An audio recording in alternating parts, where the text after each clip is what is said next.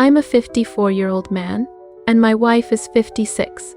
After 19 years of marriage, I thought we had a solid relationship until I uncovered her infidelity. It hit me hard, and I'm still grappling with the reality of it all. We never had children due to fertility issues, despite going through IVF, which didn't succeed. I run a business in North Carolina, managing vending machines and ATMs. My wife works as an assistant store manager at Walmart, earning just under $70,000 a year. We had never faced significant communication problems, and our phones were always open to each other. However, I began to notice subtle shifts over time. She started mentioning an old friend of hers more often, giving me detailed updates about his life.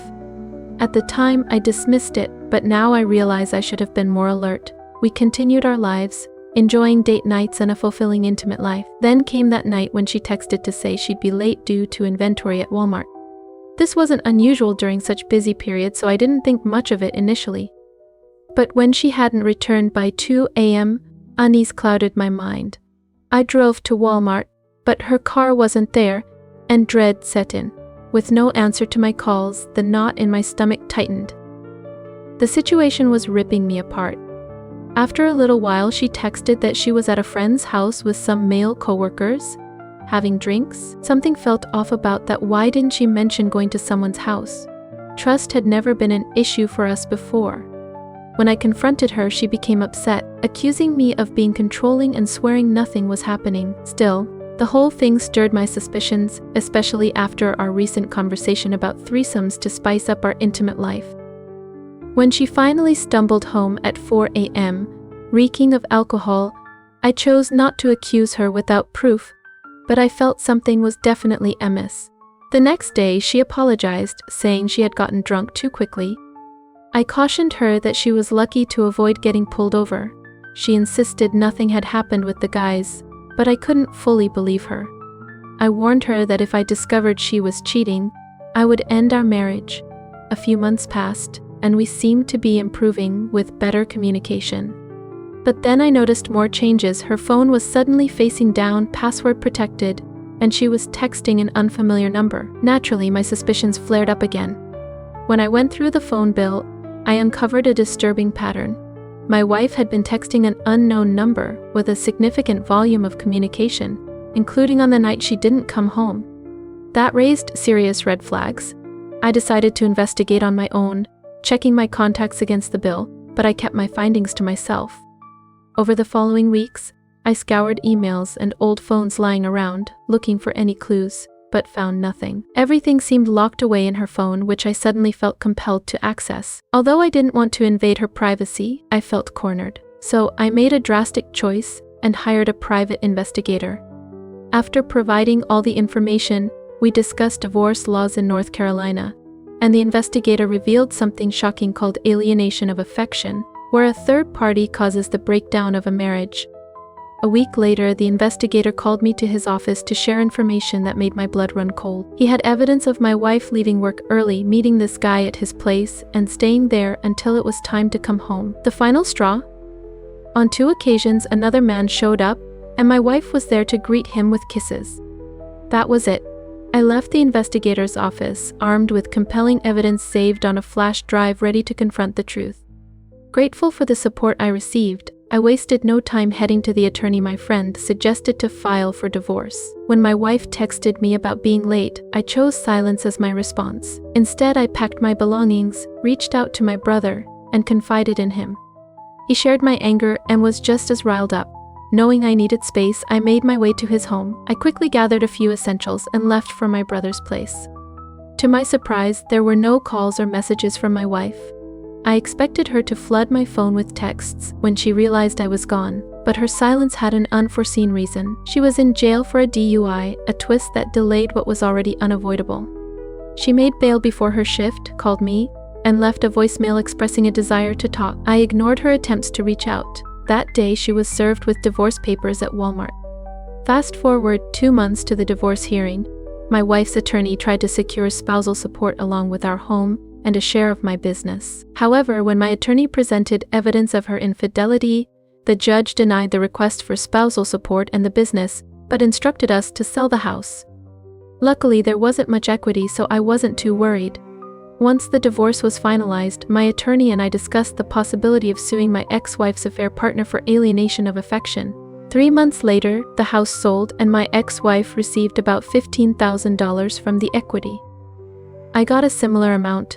Around this time, she found herself in trouble again with another DUI, resulting in fines, community service, and a suspended 2-month jail sentence. We had a few conversations about the house post-divorce, but whenever she ventured into discussions about us, I promptly ended the calls.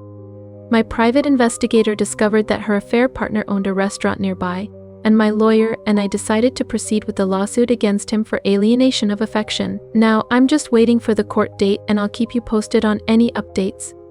Now, onto my second story. I never imagined I'd be in a situation like this, but life has a knack for throwing unexpected challenges your way. My girlfriend, Ashley, cheated on me with her manager from the movie theater where she worked. The betrayal hit hard, and I felt the need to share what happened. Ashley and I had been together for nearly 3 years, living together for the past year. Like any couple, we had our ups and downs, but I truly thought we were in a good place. A few weeks ago, an old friend, Emily, started working at the same theater as Ashley. Emily and I weren't particularly close, but I was glad they'd be colleagues. It didn't take long for Emily to uncover the affair between Ashley and her sleazy manager. Being the loyal friend she is, Emily couldn't allow me to remain oblivious. She called me with the devastating news, providing undeniable proof, a photo of Ashley and her manager getting too close in the break room, and a video of Ashley entering his office, where she remained for over an hour. My heart shattered, and fury ignited within me. Managing to calm me down, Emily suggested I take the high road instead of confronting Ashley in a rage and adding another layer of drama. As outlandish as it sounded, she convinced me it was the right approach. So, inspired by Emily, I came up with a plan that would give Ashley a taste of what life would be like without me. I changed the locks on my house, effectively ghosting Ashley, and I left town for a week. While Ashley was at work, I replaced the locks and packed a bag without giving her any notice. I drove 2 hours to stay with a friend. My intention was to trigger a sense of panic in Ashley when she found herself locked out and unable to contact me. The thought of her escalating anxiety struck me as oddly satisfying. Now, I'm eagerly waiting to see how she'll react to this sudden turn of events. I spent the week off the grid, turned off my phone, and avoided social media, making it virtually impossible for Ashley to find me. During that time, I heard through the grapevine that she was losing her mind. She couldn't get into the house, couldn't reach me, and all her belongings were locked inside. Strangely enough, I felt a sense of control and satisfaction creeping in, transforming my heartbreak. I knew I had to see this through. When I returned to town, I made sure she had no idea I was back. I wanted her to stew a bit longer. Sure enough, 3 days later, she appeared at the house, frantic and on the verge of tears. I opened the door, pretending not to know her, keeping my composure while asking if I could assist her with something. She was in a panic, thinking I had vanished from the face of the earth, rambling about how worried she was. I continued to play dumb, telling her I had just bought the place and had no clue who she was. I casually mentioned that someone had abandoned a lot of stuff in the house, and if it belonged to her, she should take it and leave before I tossed it all in the fire. The expression on her face was priceless, as if she'd stepped into the twilight zone. Watching her ride the wave of emotions was truly entertaining. But I couldn't maintain the ruse forever. Eventually, I broke character, saying I thought I recognized her, but she couldn't be the girl I once knew because that girl had cheated on me. The shock and realization that flashed across her face was almost surreal. In that instant, it all clicked for her. She finally understood what those last 11 days of anguish were about. I had her. I told her to collect her things from my house and never to contact me again. She burst into tears, pleading for forgiveness, but I was unmoved. I told her she needed to leave before my new girlfriend showed up for a Netflix and chill session, even though there was no actual date planned. It was bold, but it worked. She took her boxes and walked away in tears, apologizing and sobbing. It might sound harsh, but after everything she put me through, I felt she deserved it. I can't help but take pride in the psychological turmoil she experienced and the inconvenience she faced without access to her belongings. And here's the kicker.